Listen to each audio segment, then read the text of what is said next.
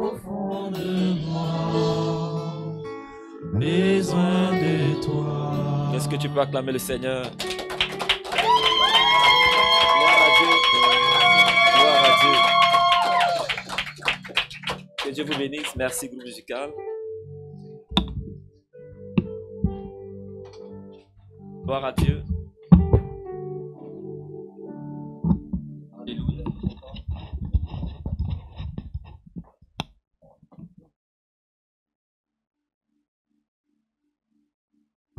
D'accord. Ok. Que Dieu nous bénisse. On peut s'asseoir dans la présence de Dieu. Gloire à Dieu. C'est encore une joie pour moi ce matin de venir partager la parole avec vous. Et c'est la fin de notre conférence, je crois, Love Conference. Gloire à Dieu. Et je prie que ce matin, Dieu nous fasse du bien au travers de sa parole. Alléluia.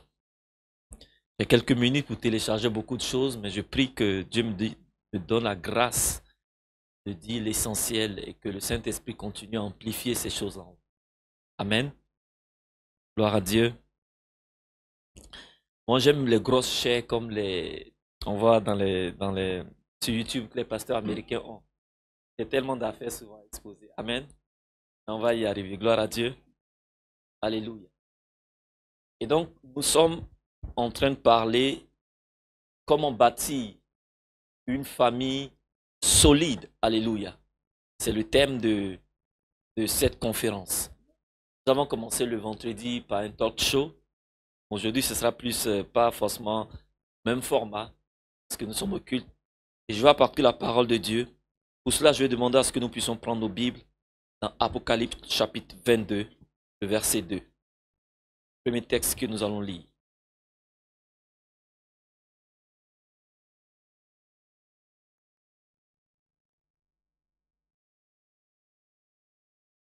Gloire à Dieu. Apocalypse chapitre 22, le verset 2.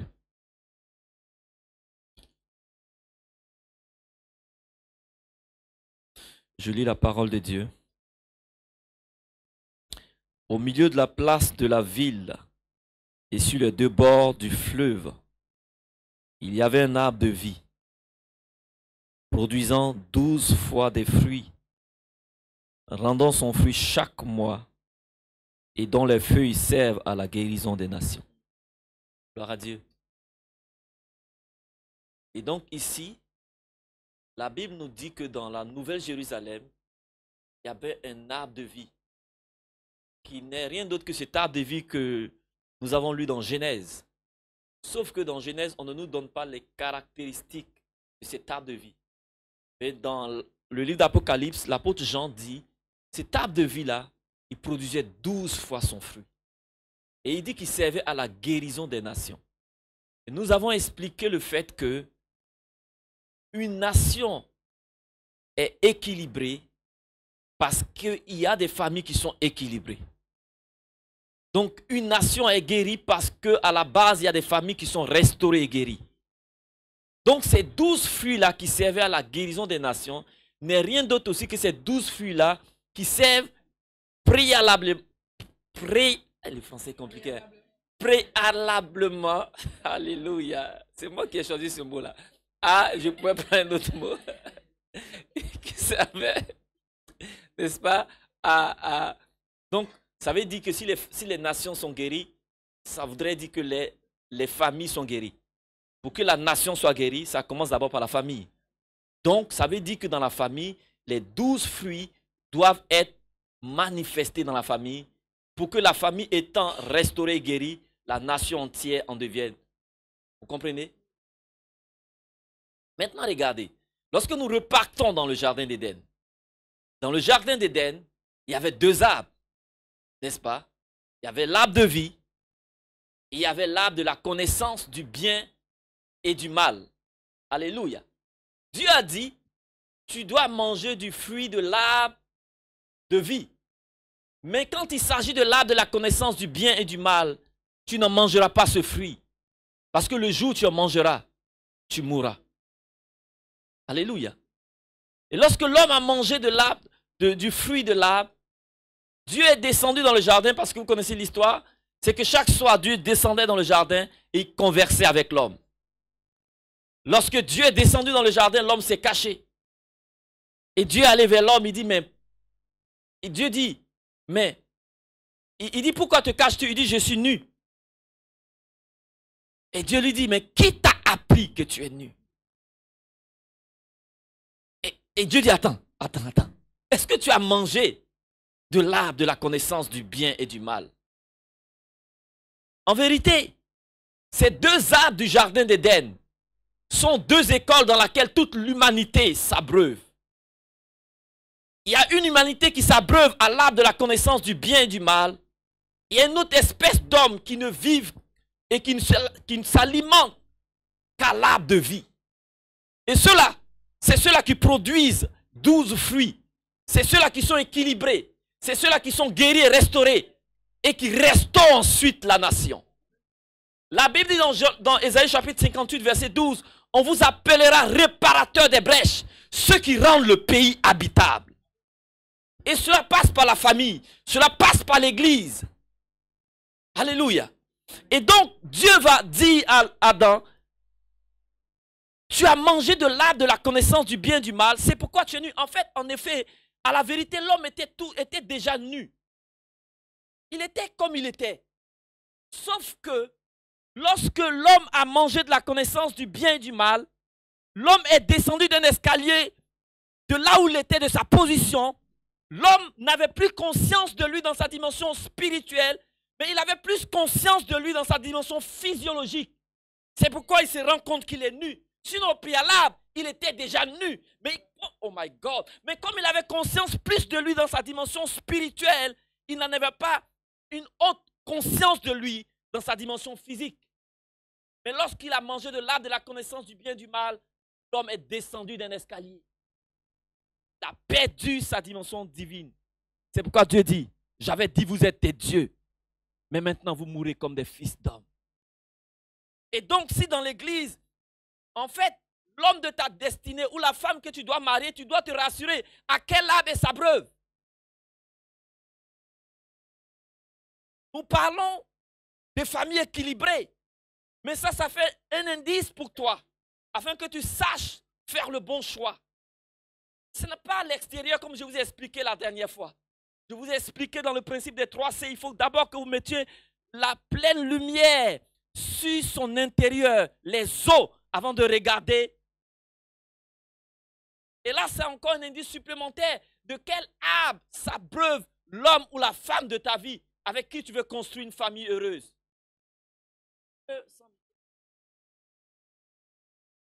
Alléluia. Des micros, alléluia.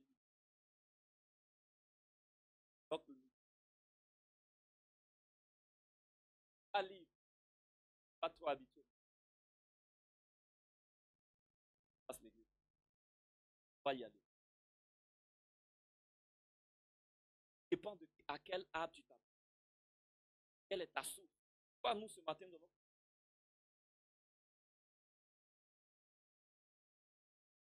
Tellement de choses à dire, mais je vais. La connaissance mal, la brûle. Et donc, à cette table-là, comme qu'on appelle l'horizontalité. Bien ce matin. Et donc, nous interagissons. Tout ce qui fait notre joie, ce sont les choses horizontales. L'argent, la femme, le plaisir sexuel, les choses du monde, le matériel, c'est ça qui fait notre joie. Parce que n'oubliez pas, lorsque l'homme a mangé de l'arbre de la connaissance du bien et du mal, c'est là qu'il commence à prendre conscience de lui-même dans sa dimension physique, physiologique, biologique. Donc, l'homme qui s'abreuve à l'arbre de la connaissance du bien et du mal, c'est quelqu'un qui vit sa vie dans la dimension horizontale. Il attend des choses des autres pour sa joie, pour son épanouissement, pour son plaisir, pour son bonheur. Et c'est ce qui fait que si tu maries un homme ou une femme qui est construit sur la dimension de l'horizontalité, Elle attend des choses de toi. Je suis le point suivant, c'est que l'homme qui est abreuvé à l'arbre de la connaissance du bien et du mal, c'est un être de besoin, c'est un être déséquilibré, c'est un être qui est inconstant et donc qui a besoin de l'autre pour le satisfaire. L'homme qui est construit à la dimension de l'arbre de la connaissance du bien et du mal, il vit sous ce qu'on appelle le principe de la dualité, de bien et de mal. C'est ainsi que sa définition de l'amour, c'est une définition biaisée. Parce que lorsque tu t'abreuves à la connaissance, Dieu dit qui t'a appris.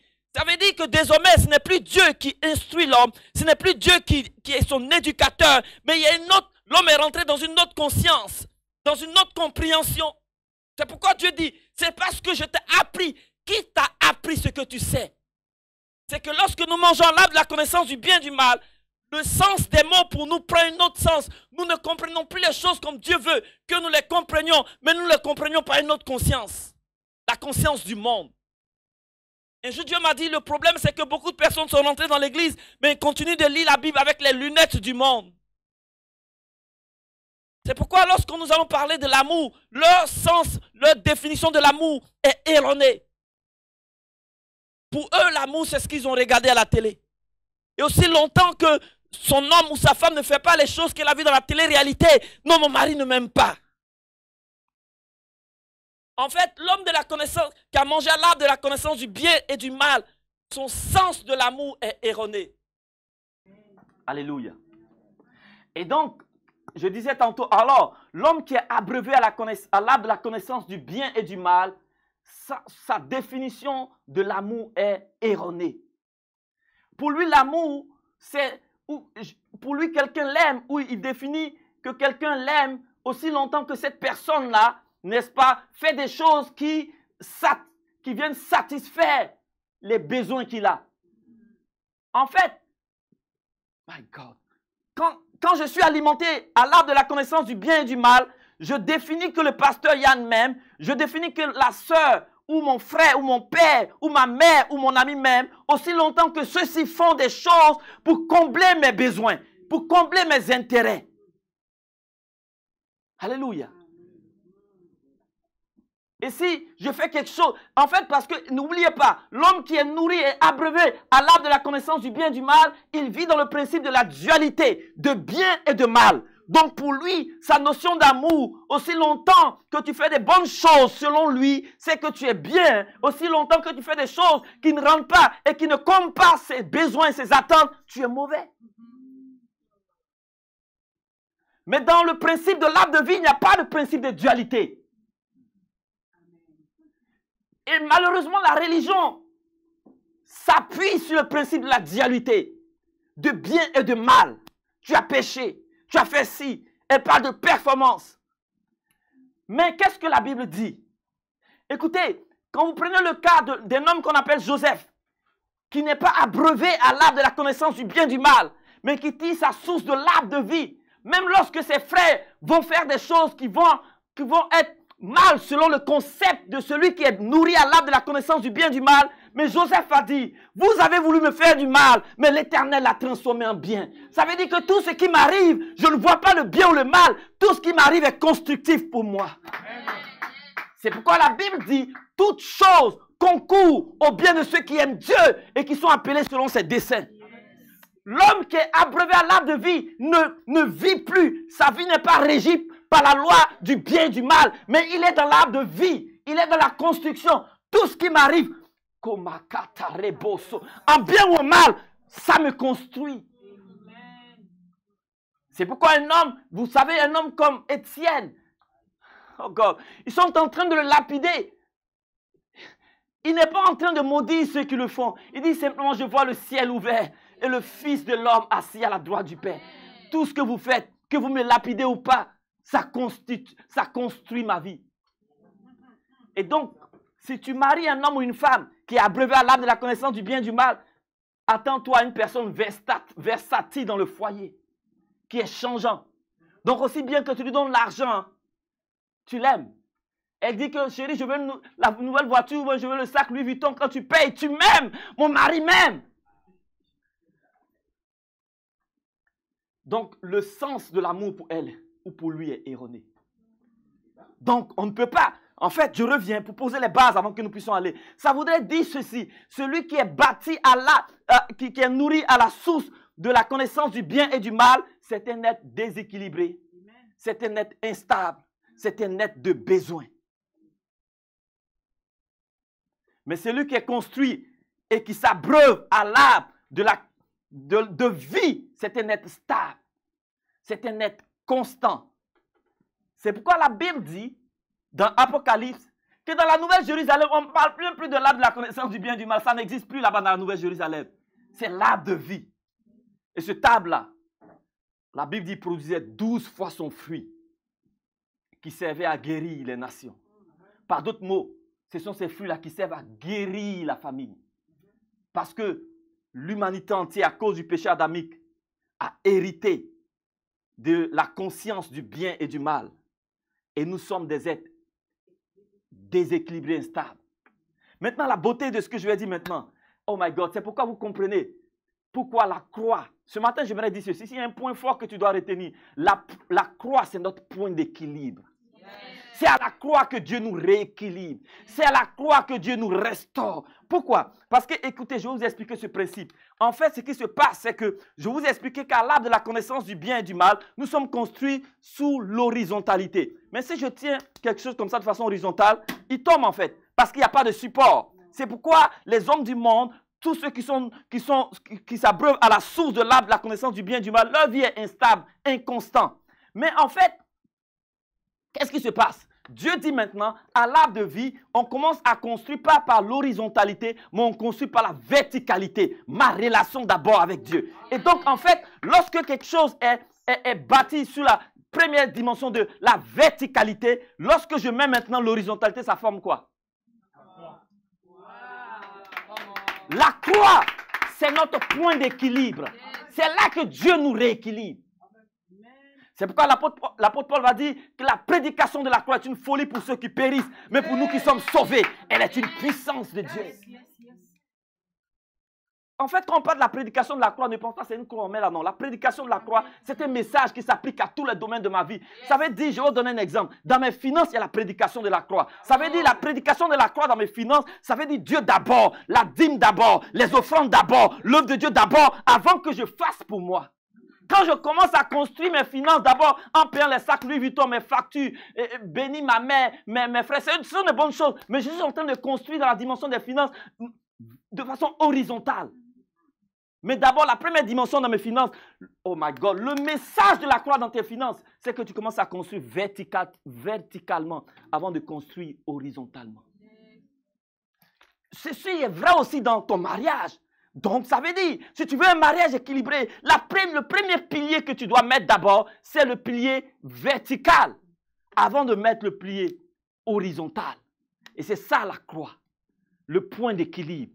Maintenant, nous avons parlé, on dit l'arbre de vie produisait 12 fois son fruit. Donc, il y a 12 domaines dans lesquels tu dois positionner le message de la croix et il doit y avoir un équilibre. Le problème, je suis en train d'écrire pendant plusieurs années, mais je pense que j'ai trouvé le nœud.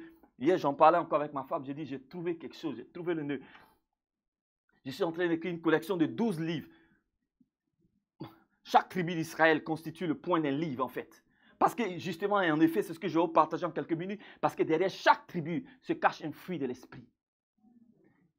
Vous savez, la Bible est assez conséquente pour parler d'elle-même. N'allons pas compter des choses et puis nous-mêmes on définit ce que la Bible n'a pas dit. Parce qu'on a une fausse théologie qu'on a reçue, on dit les 9 fruits de l'esprit. C'est faux. S'il y a 9 fruits, l'apôtre Paul va dire, voici les 9 fruits de l'esprit, il va commencer à citer. C'est nous on a compté, tout le monde, Galates chapitre 5, 22. 1, 2, 3, 4, 9 fruits de l'esprit. Parce qu'on a lu Galates 5, 22. Mais quand vous allez lire Romains 14, 17, la Bible dit, le royaume de Dieu, ce n'est pas le manger, le boire, mais c'est la justice, c'est la paix, c'est la joie par le Saint-Esprit. Regarde dans Romains 14, 17, tu trouves le fruit de la joie, tu trouves le fruit de la paix qui est dans Galates 5, 22, mais la justice, là, il n'y a pas ça dans Galates 5, 22.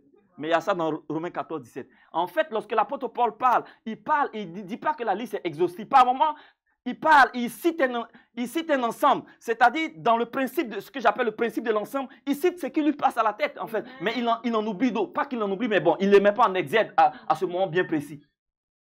Mais la Bible est assez conséquente pour parler d'elle-même. Ici, elle dit 12 fruits. Ça, c'est elle-même qui a parlé. Je crois à ce que la Bible dit, pas à ce que moi j'ai compté. Tu comprends ce que je veux dire? Et donc ça a bouleversé ma théologie. J'ai compris qu'il y a 12 fruits, il n'y a pas 9 fruits. Amen. Et c'est vraiment cohérent avec la parole parce que quand je fais l'étude des tribus, derrière chaque tribu d'Israël se cache un fruit de l'esprit. Et ce qui est beau, c'est que la première tribu, la tribu de Ruben, ce qui se cache derrière Ruben, c'est l'amour. Alléluia. C'est parce que Ruben était tellement plein d'amour, il a vu sa mère qui était mal aimée. Il est allé dans les champs, cueillir une plante qu'on appelle les mandragores, venu donner à sa mère. Parce que Ruben a un cœur d'amour, il ne supporte pas la souffrance. C'est ce même Ruben-là qui a sauvé Joseph lorsque ses frères étaient sur le point de le tuer. C'est ce même Ruben-là, à cause de son amour tellement passionnel, tellement profond. Il aime les autres, il n'aime pas la souffrance. Mais souvent cet amour charnel et mal dirigé le conduit à des passions charnelles. Écoutez, j'aimerais vous dire ceci.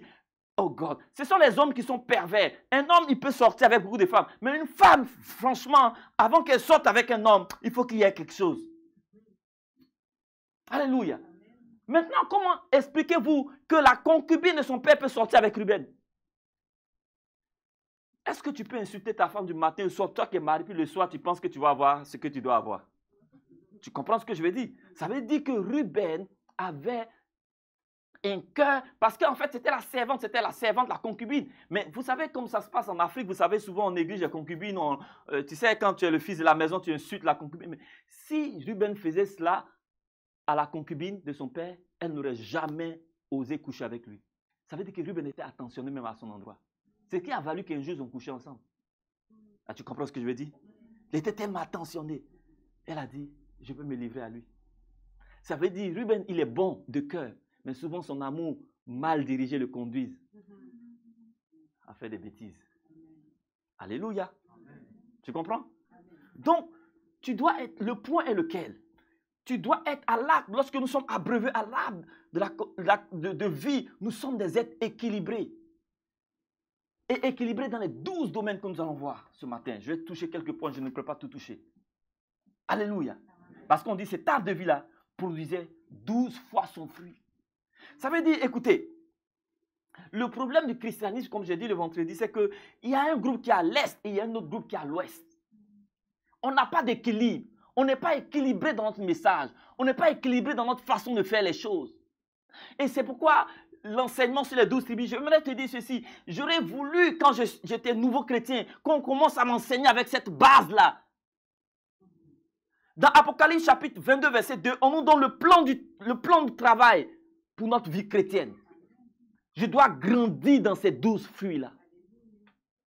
Alléluia. Et en fait, écoutez, et c'est beau parce que c'est un équilibre. C'est pourquoi je vous ai expliqué le principe et le mystère du chiffre 12. 12 dans la parole de Dieu parle du gouvernement divin. Ça veut dire que Dieu gouverne dans ma vie ou dans ta vie lorsque ces 12 fruits sont pleins et manifestés. C'est 12 fruits, mais c'est aussi 12 territoires ou 12 domaines dans ta vie où il doit y avoir l'équilibre. C'est pourquoi, lorsque vous rentrez dans le lieu saint, il y a 12 pains de proposition. Alléluia. 12 c'est pas un hasard. Quand Dieu est sur le point de commencer sa nation, de bâtir... Oh God, regardez, Apocalypse 22, verset 2 dit, les 12 fruits servaient à la guérison des... Maintenant, lorsque Dieu est sur le point de faire une nation, la nation type, prototype selon Dieu, Israël, il va la construire sur 12 ans. Et il commence par la Love Conference. Parce que, my God, oh God, quand Dieu veut construire camp de grâce, il inspire son serviteur, le pasteur Yann, de commencer par la Love Conference, parce que ça commence par la tribu de Ruben, qui parle de l'amour. Oh, moi j'ai un concept, et ce que je vais dire, je vais lancer, comme je vous ai dit, je vais faire un livre sur les 12 tribus, la collection, c'est la collection équilibre. Mais je vais lancer aussi des conférences équilibre, où on va faire la première version, c'est Love Conference, parce que ça parle de Ruben, et la deuxième conférence, c'est Wisdom Conference, parce que ça parle de Simeon qui parle de sagesse. La troisième conférence, ça parle de Fête Conférence, qui parle de Lévi, qui parle de foi, de fidélité et d'attachement à Dieu. En fait, si ces choses-là sont pleines en nous, nous devenons des êtres parfaits. Écoutez, je vais te dire une chose. le souverain sacrificateur, sur la poitrine du souverain sacrificateur, il y avait 12 pierres. Alors pour ceux qui sont étudiants de la parole de Dieu, il y a ce qu'on appelle dans la culture juive la gematria. La gematria, c'est l'étude ou l'art d'étudier la parole de Dieu, mais par les lettres. Parce que chaque lettre hébraïque a une valeur numérique. Oh God. Et donc les valeurs numériques qui se correspondent, ce sont les valeurs numériques qui ont la même valeur. La valeur numérique des 12 pierres, non pas des 12 pierres, la valeur numérique du pectoral est la même valeur que la valeur numérique du Mashiach. Ça veut dire que les 12 pierres qui sont le symbole des 12 tribus parlaient de Christ. C'est pourquoi si Christ est plein en toi, on voit la manifestation et la visibilité de ces 12 fruits. Alléluia. Et donc, c'est pourquoi dans Salomon, qui est l'un des rois excellents, il a 12 intendants. Jésus vient, il ne prend pas 13 disciples, il prend 12 disciples.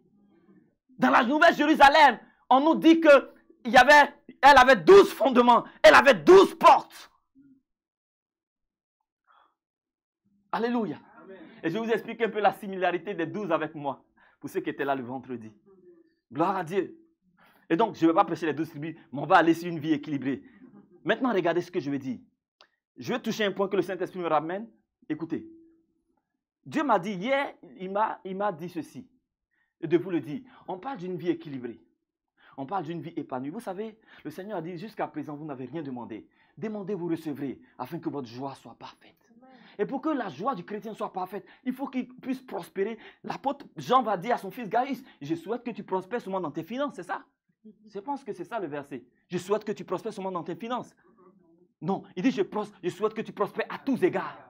Et que tu sois en bonne santé, comme prospère l'état de ton âme. Ça veut dire qu'on doit prospérer dans différents territoires. Gloire à Dieu. La Bible dit ceci, qu'il y avait un sage. Et moi, dans mon enseignement, quand je dis un sage, ça me fait référence à la sagesse.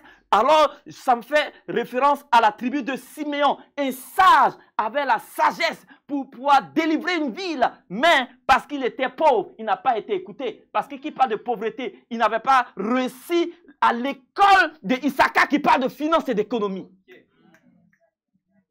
Donc, cet homme n'était pas équilibré. Il ne lui fallait pas que la sagesse. Et le problème, c'est ça dans l'église. C'est ça le problème de l'église. J'étais au Burkina pendant plusieurs mois. J'ai trouvé des églises, ils aiment la prière, my God. Si vous les voyez prier, c'est comme des malades. Ils prient comme des malades. J'ai dit, c'est une bonne chose. Mais ça, ils ont réussi à l'école de Lévi, qui parle d'attachement à Dieu. Parce que Lévi, c'est celui-là qui est consacré à Dieu. C'est celui-là qui est attaché à Dieu. Donc, ils ont réussi l'école de Lévi. Mais si tu ne vis que par l'école de Lévi, ta vie n'est pas équilibrée. Alors tu trouves un autre type de chrétiens qui disent non, chez nous ici, c'est la prospérité. Donc vous avez réussi à l'école de Issachar, mais vous n'êtes pas si attachés à Dieu. En fait, les 12 enfants de Jacob sont 12 territoires, 12 domaines dans la vie de chaque personne où il doit y avoir l'équilibre. Et chaque enfant était là pour révéler une facette de Dieu. Lévi était là pour nous rappeler, écoute Issachar, tu as peut-être beaucoup d'argent, mais tu dois savoir une chose, c'est que tu dois être attaché à Dieu. Parce que Lévi veut dire attachement. La Bible dit attache-toi à Dieu, alors tu auras du succès. Alors lorsque dans la famille, ils sont en train, dans la famille de Jacob, et moi je dirais dans la famille de Dieu, lorsqu'ils sont en train de mettre trop le focus sur l'argent, Lévi est là pour leur rappeler que non, ce n'est pas que l'argent, il faut aussi l'attachement à Dieu. Lorsque les gens s'attachent à Dieu, ils ont les finances, mais il leur manque l'éducation. Alors que, oh my God, c'est pourquoi la première porte de succès pour une nation, c'est l'éducation. C'est pourquoi Dieu commence par Ruben. Il commence d'abord par éduquer son peuple. Il faut Ruben. Mais maintenant, le point que le Saint-Esprit me rappelait hier, c'est il faut Ruben qui nous parle d'éducation. Parce que, en fait, oh God, toutes les autres tribus dépendent de Ruben. Parce que Ruben est là pour nous dire qui t'a appris. À quelle source tu t'abreuves. Parce que si tu ne commences pas par la bonne source, tu es un être déséquilibré. C'est pourquoi on commence par le premier pilier qui est Ruben. Que Dieu soit ta source. C'est ça Ruben. Que Dieu soit ton instructeur. Que Dieu soit celui qui construit ta vie. Celui qui bâtit. C'est pourquoi la Bible dit ici l'Éternel le bâtit. Celui qui bâtit, bâtit en vain. C'est Ruben est là pour nous rappeler qu'on doit commencer par Dieu.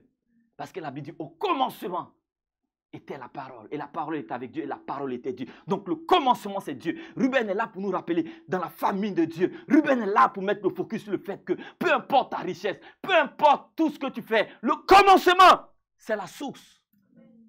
C'est Dieu. À quel arbre tu t'abreuves, c'est ce que Ruben te dit. Qui t'a appris ce que tu sais.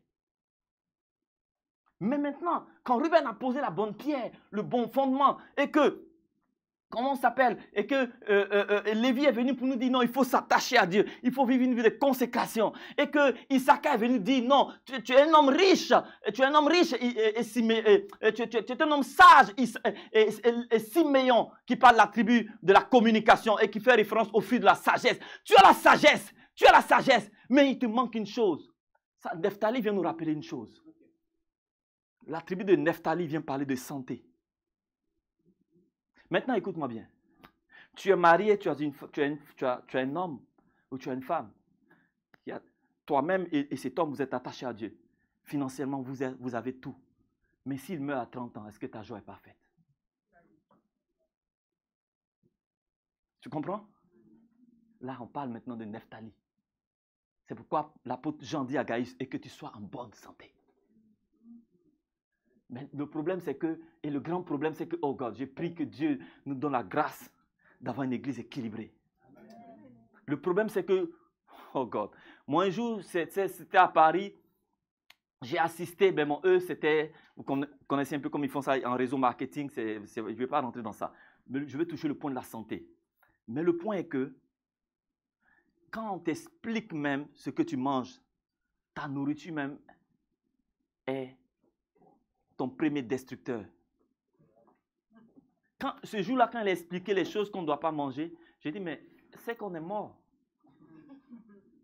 Mais maintenant, pourquoi à 45 ans, à 50 ans, on commence à avoir les maladies dégénératrices? Pourquoi? Parce que nos cellules sont en train de mourir. Je vais vous dire une parole très forte. Un homme de Dieu a dit ceci. Dieu lui a donné une grande vision. Un message très fort. Mais au chevet de son lit, il est mort il n'a pas atteint les 30 ans, il est mort. Il a dit, Dieu m'a donné un message et un cheval. Écoute bien, le message, c'est-à-dire la vision d'être prédicateur, de prêcher l'évangile, un message fort. Dieu m'a donné un message et un cheval. J'ai tué le cheval et je n'ai pas pu transmettre le message. Le cheval, c'est son corps. J'ai tué mon corps parce que il n'était pas équilibré. Il n'avait pas pris en compte la dimension de Nephtali. Parce que tu viens ici, écoute, on peut prophétiser. Oui, ma soeur, Dieu va te bénir, tu seras élevé, tout ce que tu veux. Tu ne prends pas soin de ta santé, tu vas mourir. Ça, ce n'est pas manque de sagesse. Quand tu vas arriver au ciel, tu vas arriver au ciel, hein, mais tu auras écouté ta vie. Beaucoup de généraux de Dieu sont partis avant le temps de Dieu parce qu'ils ont négligé l'instruction de Nephtali. C'est pourquoi je te dis cette affaire-là sérieuse. Si tu manges 11 pains, tu laisses un, ta vie n'est pas équilibrée. On dit il y a 12. Maintenant, le problème, c'est que, vous savez, est-ce que vous savez que je pense que c'est, attends, si j'ai bonne mémoire, hein, c'est hôpital, attends, hôpital, oui, hôpital, non, pharmacie, j'oublie un peu, mais l'un des deux mots, hôpital ou pharmacie, en fait, ça traduit sorcellerie. Je pense que ça doit être pharmacie. Ouais, c'est pharmacie. Voilà, voilà. C'est pourquoi ce qu'ils font, ce n'est pas pour notre santé. Ce n'est pas pour notre bien-être. C'est pour des gains. Ce qu'ils nous donnent même, s'ils vont te donner un médicament, ma soeur, comment tu t'appelles? Quoi? Shell, ouais, c'est mieux. Shell, si le médecin va te donner, souvent en tant que pasteur, quand je demande des noms, j'atteins un nom simple. Quand c'est compliqué, je dis, oh là là, je vais changer de personne. Ok, Shell, si moi je suis médecin ou pharmacien, je te donne un médicament qui va te guérir, tu n'as plus besoin de moi. Moi, mon métier, il sert à quoi? C'est fini. Tu ne vas plus jamais venir. C'est pourquoi en Afrique, vous savez, ceux qu'on n'aime pas aussi, par exemple, même ici, je pense, ce sont les mécaniciens. S'il arrange bien ta voiture, pourquoi est-ce que lui, il sert à quoi? Ou bien aussi, il y a un autre type, les plombiers. Quand il vient, il arrange de sorte à ce qu'il programme que dans 6 mois au moins, il puisse revenir. Parce que si tu t'es net, lui, il n'a plus de travail. Donc, le pharmacien, tu penses qu'il est là pour que toi, tu sois en bonne santé? Il est là juste à entretenir ta maladie pour que tu sois toujours dépendant de lui. Le problème est lequel? Pourquoi je donne cet exemple-là? Le problème est que l'Église a confié l'éducation, a confié la santé, a confié tout entre les mains de Babylone. C'est Babylone qui nous instruit. C'est Babylone qui nous soigne. Alors Babylone s'en fout qu'on se réunisse ici les dimanches. Et tu entends ce que je dis? Babylone s'en fout qu'on se réunisse ici les dimanches. Si elle sait que quand tu vas sortir de là, c'est elle qui va te nourrir, c'est elle qui va t'éduquer, c'est elle qui va te payer. Par exemple, moi je fais juste une lucane sur un projet que Dieu m'a donné. Vous savez, moi je pense avec mon appel, je suis lévite. Mais par moment, Dieu peut te donner d'autres casquettes. Fondamentalement, tu as un territoire. Mais tu peux toucher à d'autres territoires. Mais tu as un territoire de base. Moi, mon territoire de base, c'est Lévi. Mais je pense que le Seigneur est en train de me faire travailler dans le territoire de Ruben, qui parle d'éducation. Le prophète Yann en sait, j'ai un très gros projet pour les enfants. Et quand le Seigneur m'a révélé cela, j'ai dit à Dieu, mais c'est tellement beau le projet, mais pourquoi personne n'a vu ça? Et Dieu m'a dit, c'est parce que Ruben dans l'église n'était pas à sa place. Donc, je suis obligé de révéler ce projet qui appartenait aux Rubénites fondamentalement à un Lévite, mais qui a le cœur de l'équilibre. Alors, je lui révèle cela. Mais parce qu'il n'y a pas de Rubénites dans nos maisons, dans la maison de Dieu. On a laissé l'éducation de nos enfants aux mains de Babylone.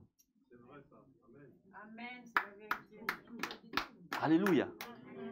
C'est Disney, c'est des trucs là qui éduquent nos enfants.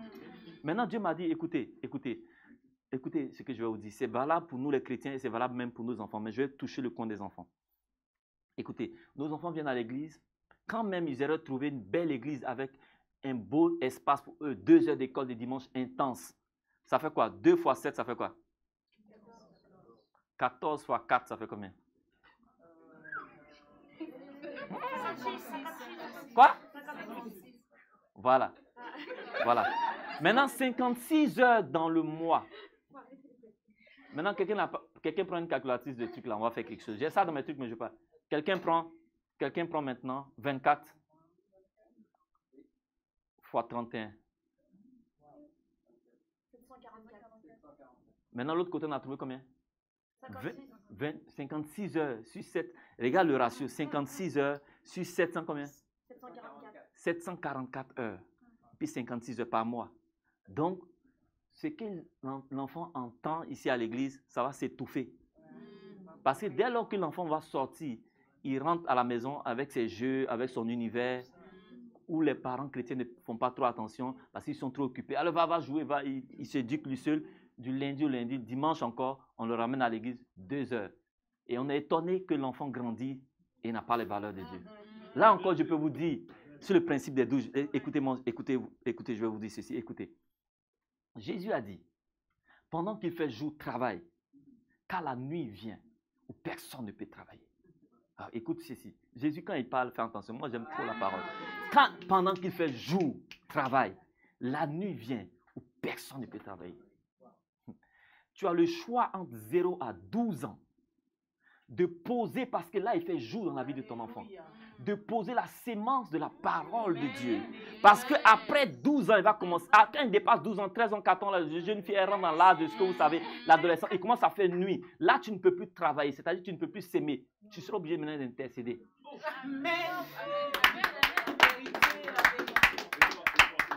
Pendant qu'il fait jour, travaille. C'est pourquoi dans la culture juive, il se rassure que la mère ou le père forme l'enfant pour qu'à l'âge de 12 ans, il y a ce qu'on appelle dans la culture juive la bar mitzvah. Elle connaît. Ça veut dire qu'à 12 ans, l'enfant doit devenir ce qu'on appelle le fils du commandement. Donc, on doit mettre la sémence de la parole en lui. C'est pourquoi vous ne vous étonnez pas que Jésus, à l'âge de 12 ans, c'est là qu'il apparaît au temple. Parce que là, on a le temps de poser la sémence. Et la Bible dit que ce que tu sèmes dans le cœur de l'enfant, quand il deviendra grand, il ne va pas s'en détourner. Maintenant, qu'est-ce que nous, en tant que parents chrétiens, on fait de 0 à 12 ans? si ce n'est que laisser nos enfants à 2 heures d'école du dimanche. Parce que je vais vous dire une chose, le premier instructeur, ce n'est pas l'école de dimanche, ce n'est pas truc, c'est le parent qui est le premier prêtre. Écoute-moi bien. Le parent est la première figure d'autorité, est le premier prêtre sacrificateur dans la vie de ses enfants.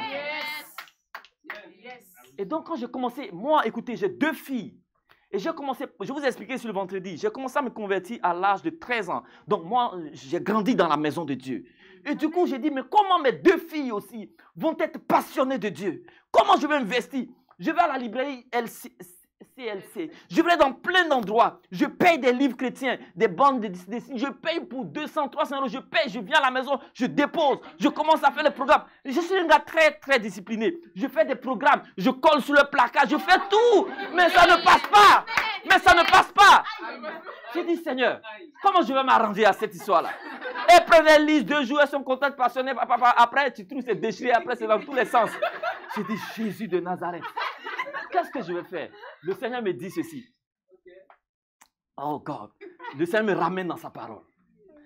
L'instruction que Dieu a donnée aux parents chrétiens, il dit que quand tu te lèves le matin, dans Deutéronome chapitre 6, tu dois instruire ton enfant quand tu te lèves le matin et quand tu te couches le soir. Ça veut dire que ce n'est pas seulement 2 heures du temps de l'école du dimanche. Mais quand c'est chaque jour. Quand tu te lèves le matin, quand tu te couches le soir. Tu dois instruire ton enfant. Maintenant, j'ai dit, Seigneur, ici en France, dans une société compliquée, où on court dans tous les sens, quel temps moi le matin, je vais prendre m'asseoir, instruire mes enfants. D'abord, quand ils se lèvent en succion, on va aller à l'école. Mais Dieu m'a donné des idées ingénieuses. J'ai dit, Seigneur, comment je peux les... Parce que les vrais projets naissent d'un vrai vécu. Ce n'est pas des choses que tu plages en fait. C'est pourquoi quand je partage ça avec vous, certains me disent, non, ne partage pas, ils vont voler. Je vais te dire une chose, tu peux voler l'idée, mais tu ne peux pas voler l'onction qui est derrière l'idée. Donc moi, je partage. Si tu veux après, va faire. Mais si tu fais même gloire à Dieu, parce que mon but, c'est que ça soit fait. Donc, certains m'ont dit, vous savez, non, il faut garder ça, c'est trop beau. Je partage. Je fais confiance à Dieu qui m'a donné ce projet. Parce que je ne suis pas allé pirater ce projet, je l'ai vécu. C'est né d'un besoin, c'est né d'un fardeau. Quand j'ai compris le principe de l'équilibre et dans ma propre vie avec mes 2 filles, j'ai dit, comment? Le Saint-Esprit me dit maintenant, quand tu te lèves le matin, quand tu te couches le soir, regarde, ok, commençons quand tu te lèves le matin. Qu'est-ce que tes filles et toi, vous faites naturellement? Le matin, naturellement que vous faites. J'ai dit, bon, souvent je mets un réveil pour la réveiller. Ne pas que moi, je me réveille avant elle pour la réveiller. Après, elle se brosse. Après, elle va s'asseoir et prend son déjeuner. Il dit, mais tu as les clés, Arsène. Je dis, comment les clés? Il dit, c'est simple. Crée un réveil dans lequel tu mets des chants chrétiens qui vont chanter par là. Dès le matin, les oiseaux chantent son nom. Louange au Dieu, mon Créateur. Et puis ma fille s'appelle Joyce. Joyce, c'est ici la journée que l'Éternel a faite. Qu'elle soit pour toi un sujet de joie et d'allégresse. Joyce, merci Jésus pour cette belle journée que tu m'as donnée. Merci pour le souffle de vie. Merci pour papa et maman. Des prières infantiles aussi basiques et simples dans le réveil que je mets. Et je n'ai pas encore fini parce que le Seigneur m'a dit il faut que les 30 premières minutes, l'instruction c'est quand tu te lèves le matin. Donc le Seigneur m'a dit réfléchis par rapport à ce qu'elle fait et conditionne ces 30 premières minutes de façon naturelle, simple, ludique à m'adorer. Quand elle rentre dans la douche, sa brosse à dents, on met des chants, elle va faire la louange.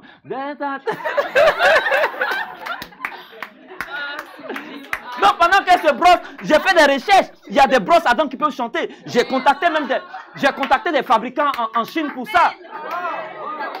Alléluia. Donc, tu n'as pas besoin de te casser parce que, écoutez, quand j'ai commencé à pousser les recherches, j'ai dit, mais qu'est-ce qui se fait? Parce que ce qu'on appelle le principe, on ne recrée pas la roue, on l'améliore. Donc, si cette roue-là existe déjà, qu'est-ce que moi je peux apporter en tant qu'amélioration? Donc, il faut faire une recherche pour voir si ça n'existe pas déjà. J'ai fait des recherches fatiguées, j'ai rien vu. Comment une idée comme ça, personne n'a vu? C'est tellement... Enfin,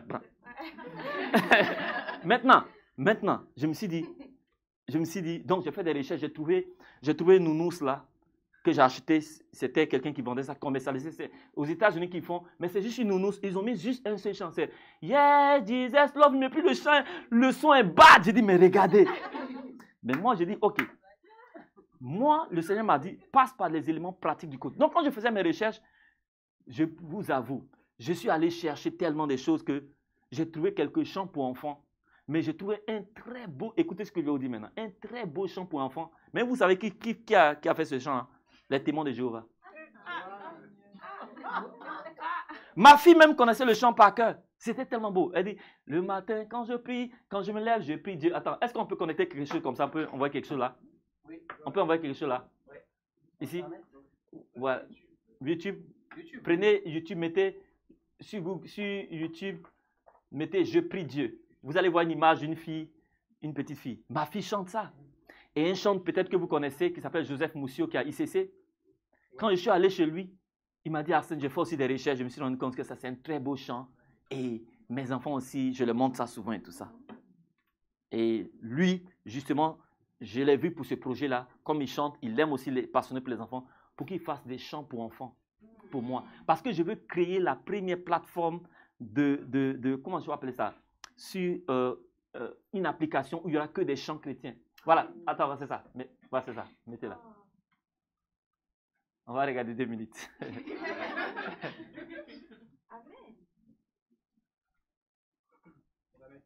Oui, s'il vous plaît.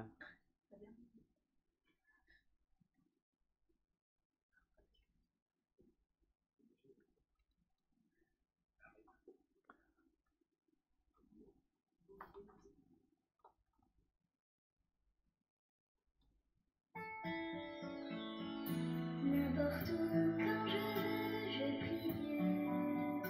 Il m'entend de là-haut dans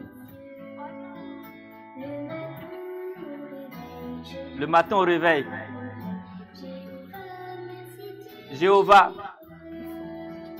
quand je vois ces cadeaux merveilleux, aussitôt dans mon cœur je prie Dieu. Même si quelquefois je l'ai pas vu tout bas, Jéhovah m'entend même silencieux. N'importe où, quand je veux, je prie Dieu. Il m'entend de là-haut dans les cieux. Il m'entend chaque fois, il est là près de moi. N'importe où, quand je veux, je prie Dieu. c'est bon. Amen. Et en fait, je me suis dit, waouh. Et quand le Seigneur a commencé à me parler, il m'a dit, sors. Je suis allé dans les librairies chrétiennes ici.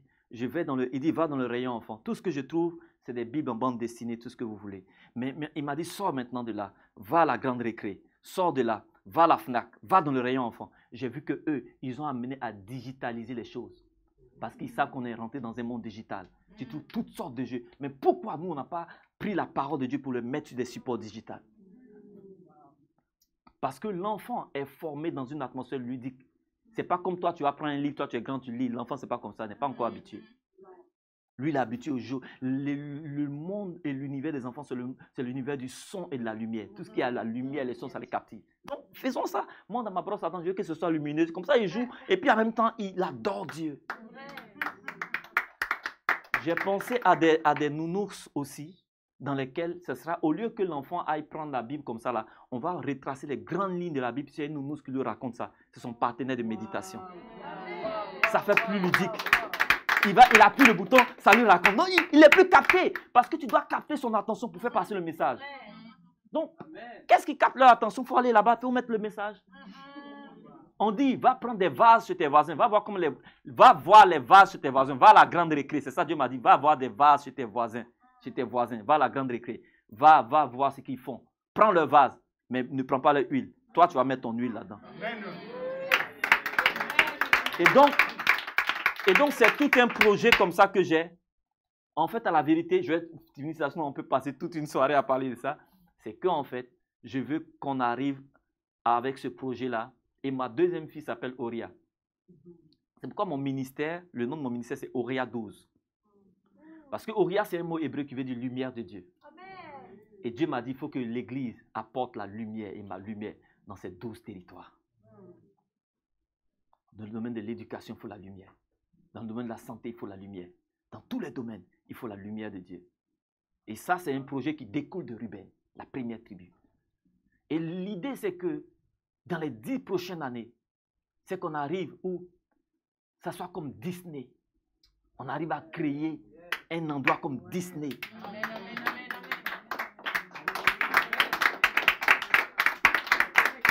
C'est une réplique à Disney.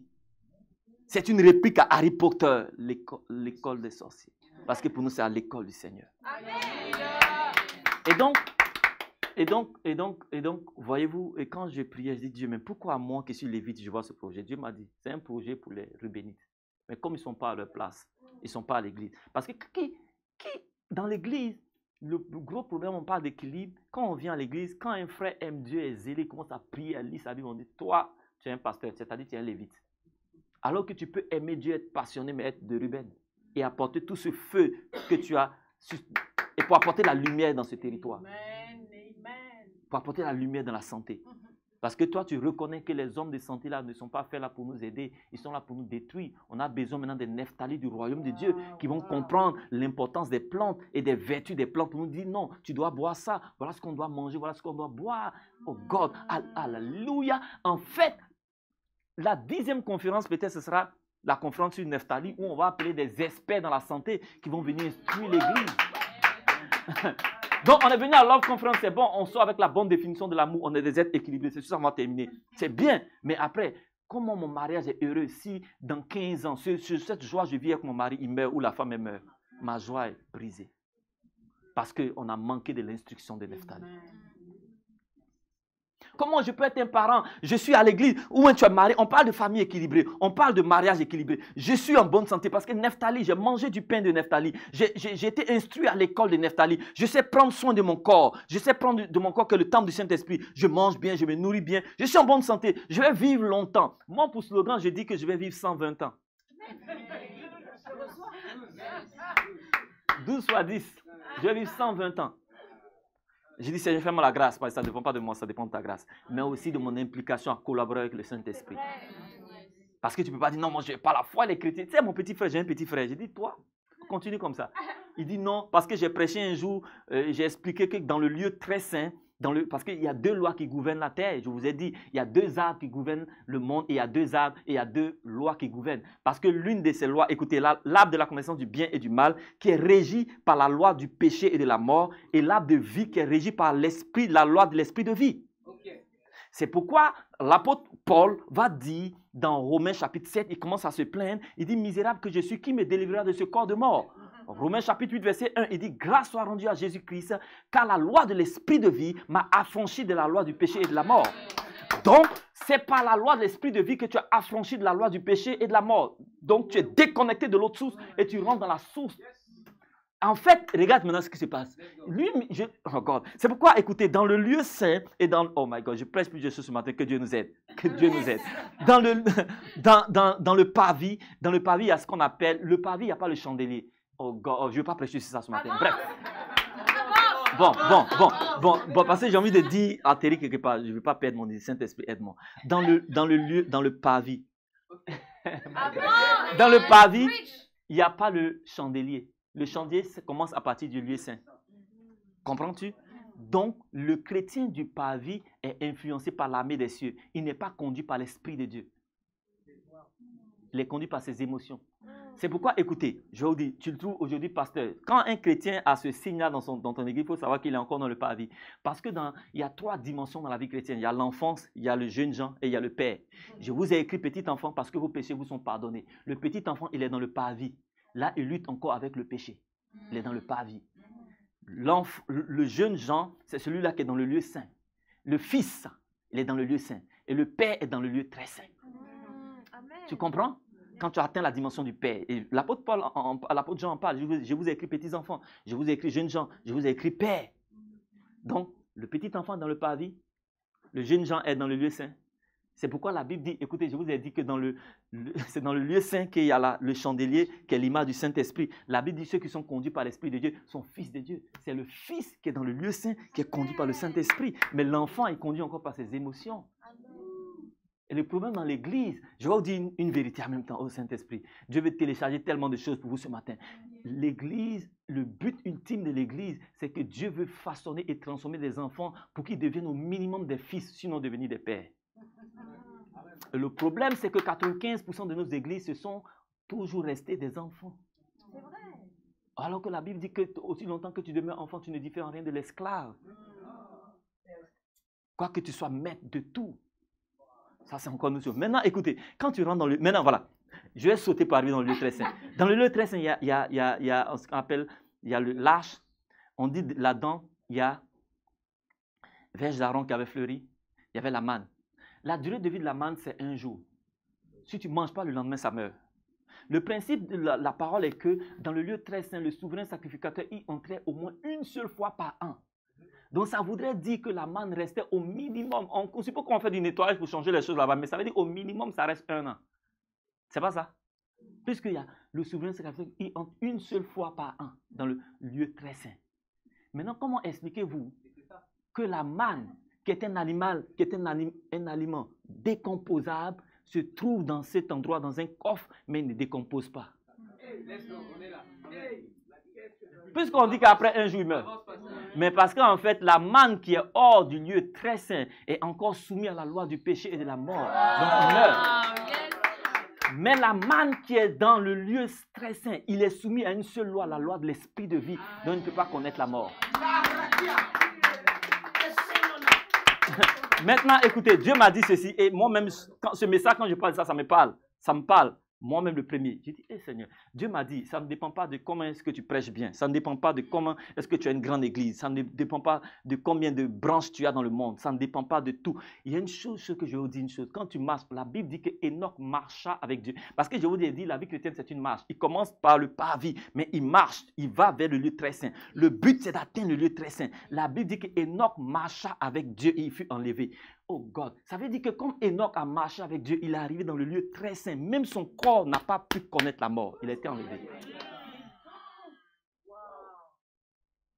Il y a 2 façons d'aller au ciel. C'est soit par la mort, soit par l'enlèvement. Mais je ne parle pas du grand enlèvement qui va venir. Hein. Il y a un homme, j'ai lu un livre, il s'appelle le Sadhu Souda Singh. Quelqu'un connaît? Quand tu lis le livre, on dit qu'il est parti, il a pris une voie, on ne l'a plus jamais retrouvé. Moi, je crois que Souda a été enlevé. Exactement. C'est vrai. Donc, ce n'est pas une question de bishop, tu as mis l'église dans le monde. Est-ce que toi, tu peux être enlevé? Ah, Seigneur, aide-nous. Seigneur, aide-nous. Dieu dit, je vais te faire, parce que la mort même, ça fait peur à tout le monde. Dieu dit, je vais te faire le privilège. Si tu marches avec moi, avec constance, que tu arrives. Parce que dans le lieu très saint, je pense qu'il y a des dimensions, des niveaux. Quand il y a un niveau là, la mort ne peut pas te connaître. C'est comme les Élie, les Enoch, tu as enlevé. Quand Dieu m'a dit ça, je me suis repenti. Et puis, c'est pas que, non, j'aime bien les pasteurs qui ont des grandes églises, méga church. Mais aujourd'hui, c'est devenu le point de référence. Moi, j'ai 1000 églises. Moi, c'est pas de ça que les questions. Tu as ça et puis toi, tu meurs. C'est-à-dire que tu n'as pas atteint le niveau. Tu n'as pas atteint le niveau d'Enoch. Mon Dieu, ça nous aide à comprendre où la marche est longue. Que Dieu nous aide. Alléluia. Que Dieu nous aide. Et donc, mon petit frère, il me dit, mais quand j'ai enseigné ça, il dit, ah, pasteur, toi, écoute, c'est là, je lui dis, manque de sagesse. Il me dit, toi, tu es soumis à la loi du péché, tu n'es plus soumis à la loi du péché, la mort, tu es soumis à la loi de l'esprit de vie, donc tu peux manger tout ce que tu veux. Il dit, ah, tu vois, c'est un peu comme on dit la grâce. Est-ce que la grâce nous excite à marcher dans le péché? Non. Donc, quand tu rentres même dans le lieu très saint, c'est parce que tu as acquis tellement du niveau de sagesse de Siméon et de Nephtali que tu sais te nourrir. C'est pourquoi tu es rentré là-bas. Tu comprends ce que je veux dire? Amen. Maintenant, je vais atterrir avec ceci parce que moi, je peux parler toute une journée. J'ai compris quand j'ai lu la Bible. Quand j'ai lu la Bible, on dit que Paul a enseigné un jour. Et quand il a enseigné, Paul, je comprends Paul. Quand tu es rempli là, tu veux parler toute la journée. C'est vrai. Mais Paul a enseigné jusqu'à toute la nuit. Il y a un gars qui est tombé, il est mort. Il était fatigué. Donc, c'est pour vous dire que je peux parler jusqu'à là. Même 20 heures, je serai inspiré. Les fenêtres vont s'ouvrir dans mon esprit. Mais alléluia. Alléluia. Gloire à Dieu. Mais il y a un temps pour toutes choses. Ce n'est pas la première fois. Je pense que c'est le début de quelque chose. Alléluia. Qui est pour la Love Conference? Qui est pour la Wisdom Conference? Amen. Et c'est mon cœur. Je prie que Dieu nous aide. Et j'en ai parlé au pasteur Yann. Là, on le fait ici. Mais je pense que c'est plusieurs jeunes de plusieurs églises qui doivent se mettre ensemble. Moi, l'idée que j'ai, c'est 12 conférences où tout le monde se met ensemble. Et puis, on appelle des experts dans chaque domaine, chaque mois, qui nous enseignent la sagesse de Dieu pour qu'on soit équilibré. C'est pour cela, maintenant, je termine avec la vie de famille équilibrée. Elle était équilibrée, Déborah. Juge 4.4. Je termine avec ça maintenant. Juge 4.4. Quand vous lisez Juge chapitre 4, verset 4, on dit Déborah, prophétesse, femme de Lapidote, était juge en Israël. Vous savez, dans la Bible, lorsqu'on parle, lorsque dans la Bible, Dieu mentionne ton nom, c'est qu'il te connaît. Je vais poser la question. Le nom? Shell. C'est Shell Gourmet ou bien c'est... Non, juste pour rigoler. Shell.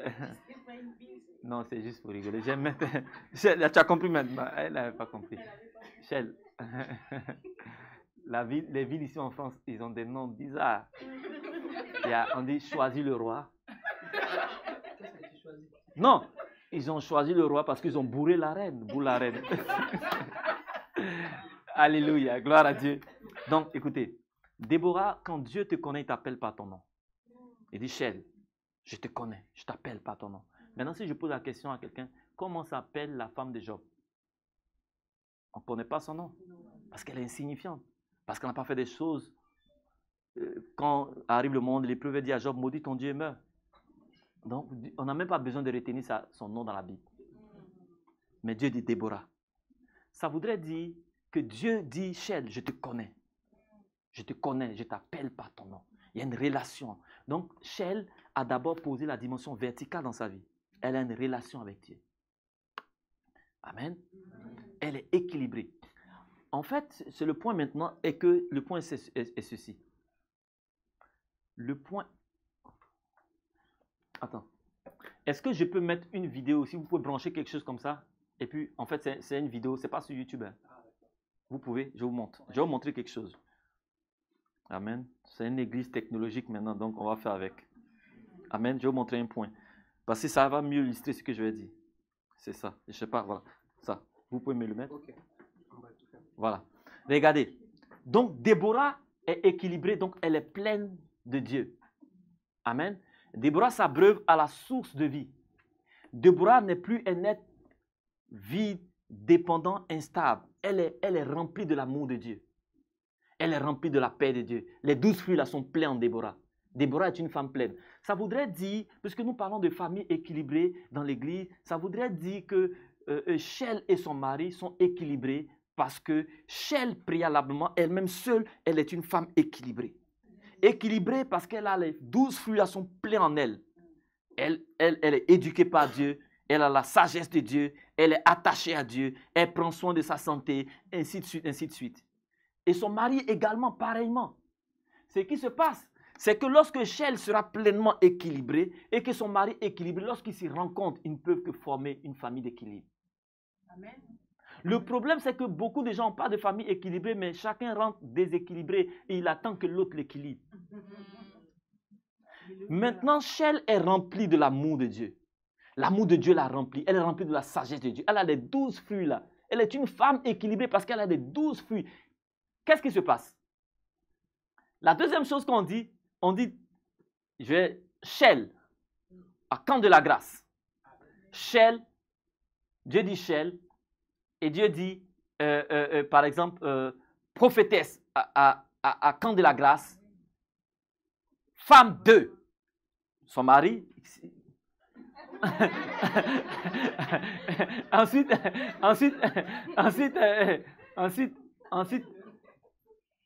juge en France. J'essaie d'actualiser le message. Ça veut dire quoi?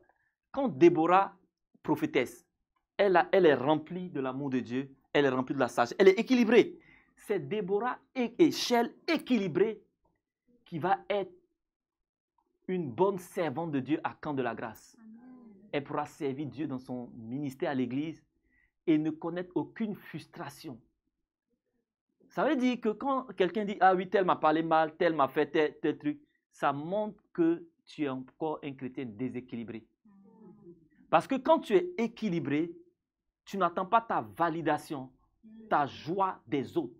Tout ce que toi tu as, c'est de donner. Tu ne viens pas à l'église pour recevoir, mais tu viens pour donner. Donc quand Shell est équilibrée, elle peut avoir un service excellent dans l'église et ne subit aucune frustration. Ah oui, tel m'a parlé mal, oui, dans le groupe musical, tel m'a... Non, Shell ne connaît pas ça. Amen. Oui. Parce qu'en fait, quand tu dis tel m'a parlé mal ou tel ici et ça, c'est parce qu'en fait, tu es encore dépendant, tu as besoin de la validation, de l'amour, de l'affection des autres pour être comblé. Mais Shell est comblé avant de commencer le service dans l'église. C'est pourquoi la première chose, ce n'est pas d'abord le service dans l'église, c'est d'abord Shell qui s'équilibre avec Dieu. Quand quelqu'un vient à l'église, ce n'est pas d'abord lui mettre les responsabilités, d'abord qu'il s'asseye, que Christ soit formé en lui. C'est pourquoi Paul dit, je prie pour vous, jusqu'à ce que Christ soit formé. Quand Christ est formé en toi, elle peut être une bonne prophétesse à camp de la grâce. Maintenant, ensuite, on dit, elle est femme de. Amen. Ça veut dire que quand Shell rentre dans son mariage, Shell ne rentre pas pour attendre quelque chose de son mari. Shell est déjà remplie de l'amour de Dieu. Maintenant, c'est pourquoi j'ai pris ces exemples-là. Si Shell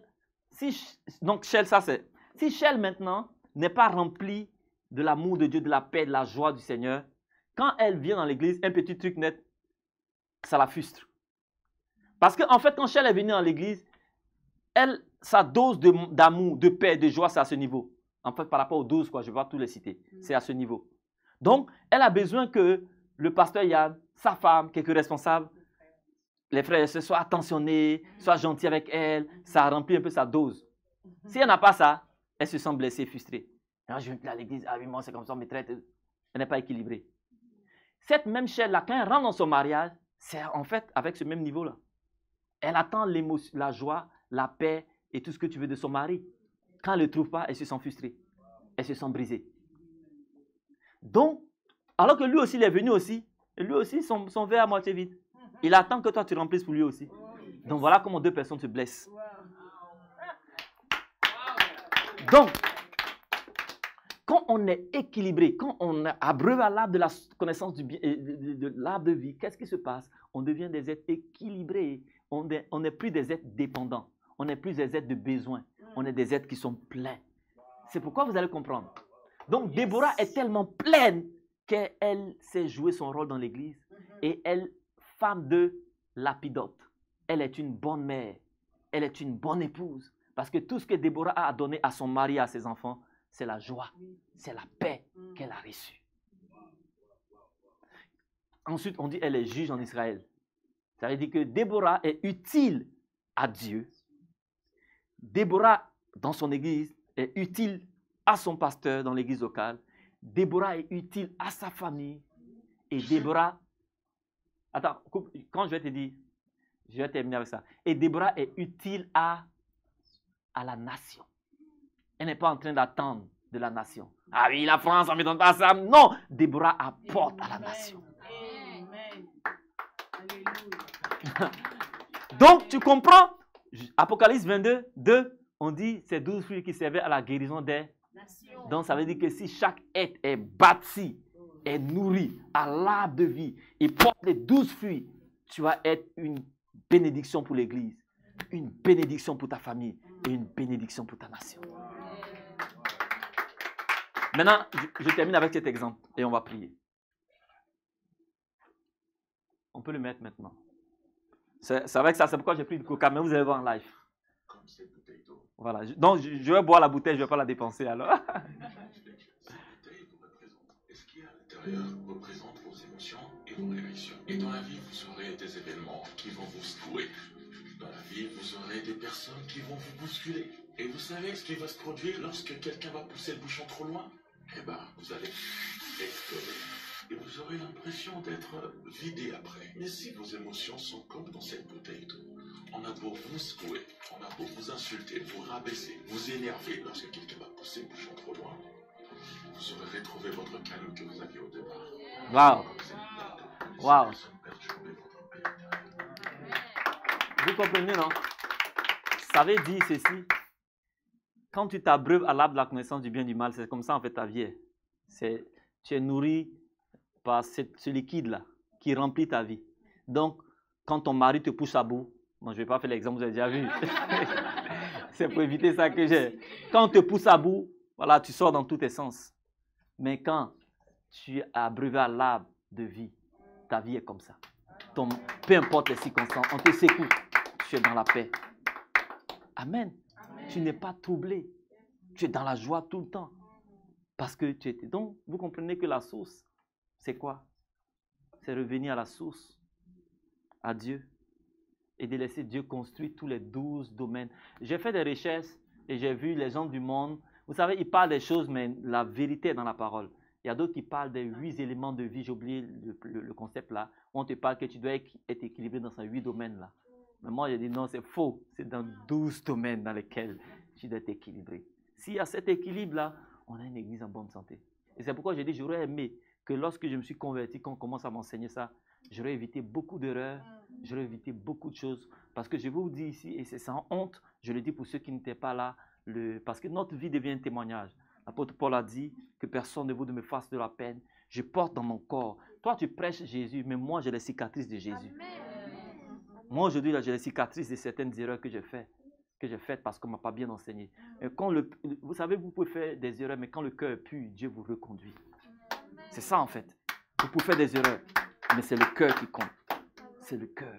Quand le cœur est bon, quand les mobiles intérieurs sont bons, vous pouvez faire des erreurs parce que vous êtes des hommes et votre erreur vous sert. C'est pourquoi j'ai expliqué, je n'ai pas eu honte, j'ai dit au pasteur, je le dirai, moi je ne cache pas ça, c'était ma vie. Je suis passé par un divorce, je l'ai dit. Vous comprenez? Mais c'est pour éviter. Mais si dans l'église, quand j'ai commencé ma vie chrétienne, Ruben était là, qui m'avait donné la bonne éducation, qui m'avait dit comment faire le bon choix, j'aurais évité cela. Mais beaucoup de nos jeunes sont laissés, on m'a choisi comme ça. Parce que oui, elle te plaît, la fille, son physique. C'est parce que j'ai fait cette erreur que Dieu me dit maintenant, os de mes os d'abord avant chair de ma chair. Mais si quelqu'un m'avait bien enseigné cela, si quelqu'un m'avait martelé, posé cette fondation en moi, je n'aurais pas fait cette erreur. Mais toutes choses concourent au bien de ceux qui aiment Dieu. Ce qui arrive en bien, n'oubliez pas, ce qui arrive en mal, ça ne nous détruit pas. Si tu as une bonne motivation, un bon cœur, ça te construit. Que Dieu nous bénisse. On peut se tenir debout dans la présence de Dieu. Je veux 12 personnes. On va juste prier pour ça. Et puis, je vais terminer. Je vais juste 12 personnes. Waouh! Moi qui pensais que j'avais fait une heure. Désolé. 12 personnes. Le prophète Yann est là? Prophète, tu peux venir avec ta femme, s'il te plaît? Oui. Alléluia. No problem. Amen. 12, vous êtes là? Je veux 12, s'il vous plaît. Où est mon sac, s'il vous plaît? Vous pourrez m'envoyer, s'il vous plaît? Non, ce n'est pas encore arrivé. Vous pouvez vous compter?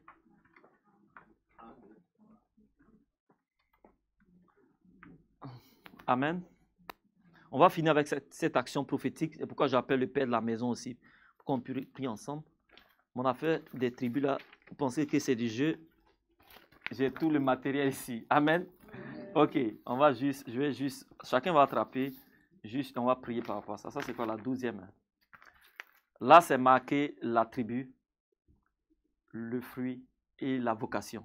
Parce que chaque tribu a un fruit et une fonction. Amen. Et je me souviens que quand dans une église, je partageais ça. Quand je suis arrivé, la 12e personne, c'est qui? C'est la 12e. Quand je suis arrivé sur la tribu de Judas, quand j'ai donné la personne à reculer, j'ai dit non, ce n'est pas le même Judas.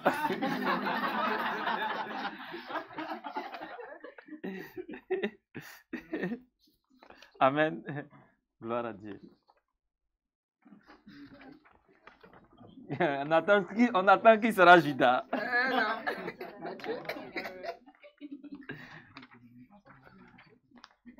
Oh là là, Judas arrive. Judas. C'est pas grave, Jésus il a dit moi. C'est un signe de Jésus. Le lion de la tribu de Judas. C'est un signe en plus. Amen. Je peux témoigner. Gloire à Dieu. Amen. Alléluia. Voilà, le pasteur. Pasteur, toi tu vas prendre les deux. Toi tu vas prendre les deux prophétiquement. Amen. Donc voilà un peu. Chaque tribu représente, comme je vous ai dit, une office. Et je crois, et ma prière, on va prier à partir de camp de grâce. Amen. On va prier pour que dans cette église-là, moi je crois, et c'est avec humble avis, je ne parle pas comme un connaisseur. Je pense que Dieu amène chaque homme de Dieu avec une spécificité. C'est pourquoi quand on a vu un homme comme Yonggi Cho, il nous a donné la révolution des cellules de maison. On a compris que l'église, ce n'est pas les méga church. Il faut aussi solidifier les cellules de maison. Dans le corps, il a apporté cette révélation. Et moi, pendant plusieurs années, aujourd'hui, ça fait maintenant 10 ans que je suis plongé dans ces vérités-là. Et Dieu me dit, je t'apporte pour que tu apportes dans le corps de Christ comment l'église doit être organisée. Quand les gens viennent dans l'église, pasteur, ils sont souvent dans le groupe musical où ils servent à l'accueil. ou d'autres vont surveiller les enfants. Il y a souvent 3 ou 4 ministères ou dans l'intercession. Le reste, là, après, ils ne savent pas ce qu'ils font dans l'église. À part si je ne sais pas chanter, je ne fais pas groupe musical. Et groupe musical, accueil, enfants, intercession, bon, évangélisation après. Bon. Le reste, là, il est là comme ça. Alors que ça nous aide à organiser l'église. Alléluia. Je le propose à tous ceux qui veulent, je n'impose pas. Je le propose avec les exemples bibliques que pour moi, si Jésus, qui est le modèle de l'église, avait 12 disciples, chaque disciple était un territoire, chaque tribu est une office et l'église est un ministère où l'église doit amener, en fait, l'église doit y avoir des personnes qui travaillent dans ce ministère-là et l'église, corps de Christ en général, mois après mois, c'est mon but et c'est ma vision, doit avoir des conférences pour que des experts dans chaque domaine viennent comme des pères aiguiser chacun dans son ministère à devenir meilleur. Vous comprenez ce que je veux dire? Et c'est ma prière et c'est ce que nous allons faire pour qu'à Camp de Grâce, il y ait des Rubénites. Quand tu viens, ce n'est plus une histoire de qu'on reformate les choses, qu'on réoriente, qu'on réinvente, qu'on réorganise l'église sur le modèle divin. Quand on voit que tu as un cœur pour les enfants, on voit que toi tu es trop passionnel, tu aimes l'amour, tu aimes les enfants, alors tu es Ruben. Donc, l'école du dimanche n'est pas confiée à des sœurs, comme elles ne savent pas où elles vont servir. Bon, comme je ne sais pas où je vais servir, je vais aller surveiller les enfants. Non, c'est Ruben qui s'occupe de nos enfants. Elle a le cœur, elle a la passion. Ainsi de suite, ainsi de suite, ainsi de suite. Qui est ces différents ministères ici à Camp de la Grâce pour une église équilibrée, pour des familles équilibrées et pour que la France soit équilibrée. Gloire à Dieu. On va se tenir debout, on va prier maintenant prophétiquement. Alléluia. On va prier, tu vas dire Seigneur, élève. Et toi qui as pris le papier, tu vas dire Seigneur, à Camp de la Grâce, tu élèves des Rubénites. Tu pries par rapport au document que tu as pris. Et moi, avec le pasteur, en alliance, nous allons prier pour que à Camp de la Grâce, ce soit une église équilibrée. Prions le Seigneur. Étends ta main et prions. Radaba shata rababa radabo sikatala rabro sete de brusa radababa radababo shata riante brode kinte redebre re brokota mando sede redebo zabra rozeke razata radagadaba rebro sutelebra ama satele redebo so barabo regadabo ama zetelebrosa à Camp de la Grâce, à Camp de la Grâce, à Camp de la Grâce. Je prie, Komantabro, je prie pour l'équilibre. Rebebobo Sata, Rababababababababa, Radababababababa, Mantere de Bosso, Robo Chatelebro. Je prie pour l'église équilibrée. Je prie pour l'église équilibrée, Seigneur. Je prie que, à Camp de la Grâce, les 12 domaines, les 12 ministères soient fonctionnels et présents. Au nom de Jésus. Au nom de Jésus.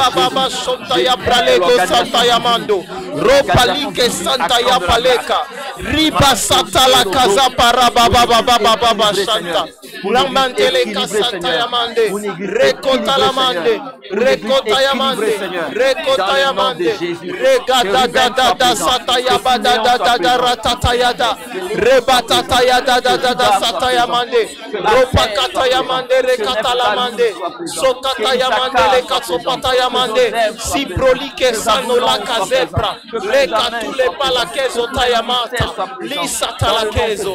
Oh oui Seigneur, encore ta grâce par rapport à ces douze fonctions, ta grâce par rapport à ces douze missions, ta grâce par rapport à ces douze fruits, Seigneur, dans le nom puissant de Jésus. Nous recevons cette grâce, Seigneur. Nous recevons cette grâce, Seigneur. Nous recevons cette onction, Seigneur. Nous recevions cette grâce, Seigneur. Nous nous accueillons de cette grâce, Seigneur. Nous la possédons au nom puissant de Jésus. Oh merci, Seigneur.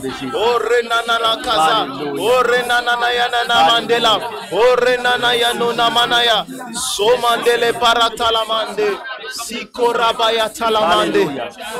Alléluia. Amen. Amen.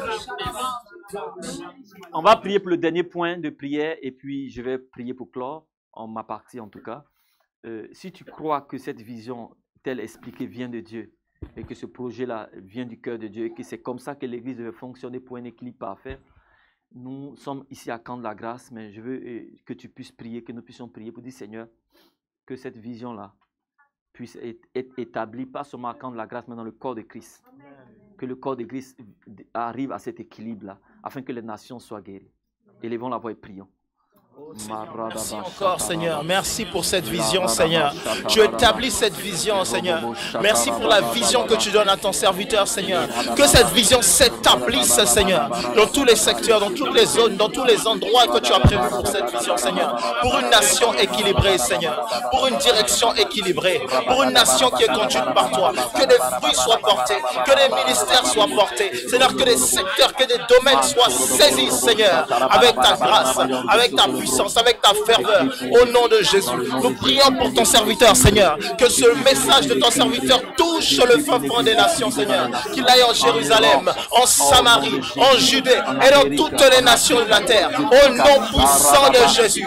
Merci, oh Seigneur, parce que tu ne cesses de conduire ton fils, tu ne cesses de conduire ton serviteur. Sa voix porte au nom puissant de Jésus. Ce message porte, Seigneur, la mandele bralaka sota yamande riboga shanta. Glory, glory, glory. Les mantele pralike. Sona la kazita la po.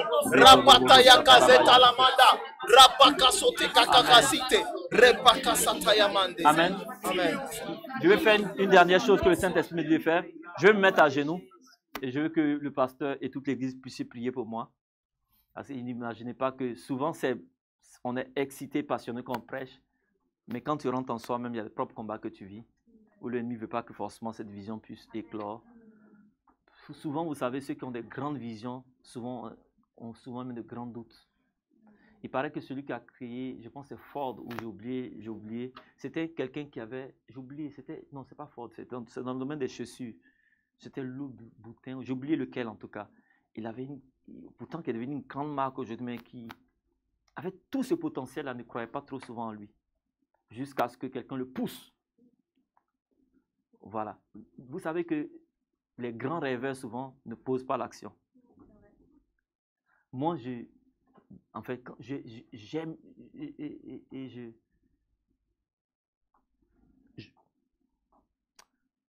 j'aime voir les gens qui sont à l'action. Parce que ça me manque un peu souvent. Mais des grandes idées, plein de choses, j'en ai plein. Mais je prie et je veux que plus je prie pour que Dieu me donne la force et que Dieu me donne des hommes qui vont me pousser aussi à l'action. Parce qu'il y a des hommes comme Moïse, ont la vision du tabernacle, mais Moïse ne peut pas se lever pour agir. Il faut Beth-Saliel et Uri, et Oliab. C'est eux qui l'ont aidé. Souvent, les grands visionnaires ou ceux qui ont des visions qui viennent de Dieu, il y a des gens qui doivent les pousser. Que Dieu amène des bonnes personnes, des bonnes connexions.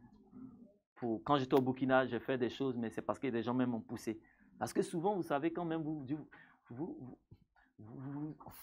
vous êtes là avec la vision, vous êtes seul, vous dites, mais comment se fera-t-il? Et vous ne posez aucune action, et vous avez un peu de doute. Est-ce que ce que j'ai reçu même de Dieu? Plein de choses comme ça. Jusqu'à ce que vous les exposez et que vous puissiez voir que, waouh, le jour où la vision des enfants a pris, où j'ai cru même, parce que Dieu m'a dit ça, mais je partageais ça avec ma fille, puis elle et moi, c'était mon seul interlocuteur, ma grande fille. Il dit, papa, oui, c'est bon, on parlait de ça. Papa, la brosse, donc, moi, c'était une histoire de moi et ma fille. Pour moi, ce n'est pas nécessaire. Jusqu'à ce qu'un jour, à ICC, devant 200 étudiants, j'expose cette vision-là. Et qu'à l'unanimité, vous savez, pour avoir un projet, 10 personnes se lèvent à acclament. Tu dis, bon, mais tous les 200 étudiants à l'unanimité se lèvent et acclament. Ils disent, ce projet doit voir le jour. À chaque fois que je venais à ICC, on dit, oh la brosse, attends. Bref, et ça m'a donné du courage. Mais sinon, avant ça, je me dis, ça ne sert à rien. Si ça n'existe pas, ça dit que ça doit pas. Bon, vous voyez, j'ai beaucoup d'hésitations en moi, beaucoup de choses. Là, je viens quand je donne des séminaires, comment ça me passionne, mais après une semaine, tu retombes, tu te dis, est-ce que c'est nécessaire? J'ai besoin, c'est ma faiblesse, que Dieu me donne des bonnes personnes, des bonnes connexions et la force de mettre le pas pour que ces choses voient le jour dans le corps de Christ. Oh, Seigneur. J'aimerais qu'on puisse tous élever la voix et prier pour le pasteur Arsène. J'aimerais qu'on élève la voix. Mandele pralika sonataya kala pragezon tayamande la prake son tayamande le pragize somantele kalipra santolaka remanda la palaka santayamande ribo sotoloka sataya parababa shanta ramandele pralige son tayamande la mandele praleka son tayamande kiroba sata kiroba baya sata Kiro bababaya sata romandele pralige ramandele kaya tatakazo prage Somandala katarabobe shakatalaminde. Ribo baba baba santa ya kalabazete. Robatele kazata yamande. Ole mandala mandele paro baba shante. Ore baba ya katalamande. Ore baba ya talamande. Ore baba ya tamande. Sinolokoza palike. Shoho pralige. Sogigera tala apasite. Rego sotoyo karababa baba shanta. Regogo sotoyo baba shanta. Regogo sotoyo baba shanta. Regogo sotolo kise. Li satala uke. Yuka sataneme. Lema dolo para baba shanta. Oregogo santa la paro baba shanta. Oregege seteleke satola papa zitereba. So oproka satala kize. Ore baba santa yamande. Kelo parabashite. Reka santa koke zatala mande. Ore baba yatala mande. Kore baba sante. Ore baba sete. Ore baba sante. Ore baba ya sante. Ore kaka santa yamande. Ore magazata yamande lepra. Somanta lamande. Samanta lamande. Prevegiapa, Mando Gevigiapa Haze, Los Tombe Vigiapa, Lopatiapa Sevaha, Estom Prebahi, Comprede Sahapra Ligue Sataya La Paigana Hazo, Ebrahaba Haze. Oh Père, dans le nom puissant de Jésus, Seigneur, nous remettons ton serviteur entre tes mains, Seigneur. Oh Père, Seigneur, voici les projets que tu as mis dans le cœur de ton serviteur. Tu as mis dans le cœur de ton fils, Seigneur. Seigneur, tu as rempli de visions cet homme, oh Père. Père, nous déclarons au nom puissant de Jésus que ces visions viennent à accomplissement. Au nom puissant de Jésus. Amen. Oh Seigneur. Seigneur, accorde la grâce de l'accompagnement, Seigneur. Merci, oh Père, pour la grâce que tu accordes, Seigneur. Merci parce que tu lui donnes Josué et Caleb qui portent ses mains, Seigneur. Oh, merci parce qu'il se tient à la montagne et qu'il tient debout, Seigneur. Qu'il ne voit pas juste la bataille au loin, Seigneur, mais que ses bras, Seigneur, soient soutenus afin que la victoire soit donnée au corps du Christ, Seigneur. Amen. Merci, Seigneur, parce que tu fais de lui, Seigneur, cette visionnaire, Seigneur. Oh Père, je viens vers toi et nous déclarons cette bénédiction. Amen. Nous déclarons, Seigneur, que sa maison est bénie. Nous déclarons dans le nom puissant de Jésus qu'il est totalement restauré. Amen. Nous déclarons dans le nom puissant de Jésus que partout où il va, oh, il gagne du terrain. Seigneur, que dans le nom puissant de Jésus, il va de victoire en victoire, en victoire, en victoire, au nom puissant de Jésus. Amen. Oh Seigneur, là, la Bible parle de la vie de Job. Et elle dit, Seigneur, que tu avais augmenté. Seigneur, que dans la vie de cet homme, que dans la vie de son serviteur, tu puisses continuer d'augmenter et augmenter et augmenter encore. Seigneur, qu'aujourd'hui soit un tremplin, Seigneur, et qu'ils se souviennent que ce jour a marqué la différence au nom puissant de Jésus. Amen. Oh, qu'aucun de grâce, Seigneur, qu'il puisse obtenir la grâce, Seigneur, qui le propulse au nom puissant de Jésus. Amen. Seigneur, nous sommes reconnaissants de recevoir ton serviteur. Nous sommes reconnaissants de ses enseignements. Nous sommes reconnaissants de son cœur, ô Père. Et nous sommes reconnaissants de son humilité, Seigneur. Et voilà pourquoi nous le bénissons. Voilà pourquoi nous prions tel un membre de notre propre famille, Seigneur. Nous le bénissons, nous bénissons ton serviteur. Oh, merci Seigneur pour lui. Merci Seigneur pour lui. J'aimerais juste qu'on puisse applaudir pour lui, qu'on puisse juste le bénir. Amen. Amen. Amen. Amen. Je vais dire juste une dernière chose et rendre le micro. C'est des choses que j'aime pas faire, mais je vais dire en obéissance au Seigneur, parce que si je bloque, ça peut ne pas bénir les personnes que Dieu veut bénir dans ce sens-là. Amen. Quand je prêchais, que je suis arrivé au niveau du projet des enfants, il y a 2 personnes ici dans cette rangée et une personne ici, je ne sais pas qui. Donc pendant que je parlais, où le Seigneur te met à cœur de s'aimer dans cette vision des enfants, de s'aimer, je ne sais pas quoi. Bon, j'ai dit Seigneur, pourquoi moi je peux me débrouiller seul.